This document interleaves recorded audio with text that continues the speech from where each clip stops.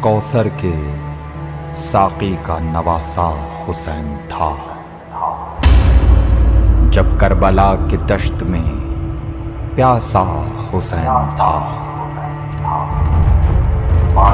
بادل یزیدیت کے جو پھیلے تھے چار سو، ان میں چمکتا ایک ستارہ حسین تھا۔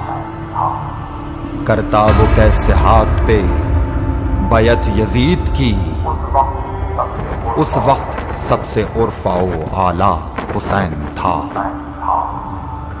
ہلنے لگا تھا عرش الہی بھی اس گھڑی، جب کربلا کی خاک پہ تڑپا حسین تھا۔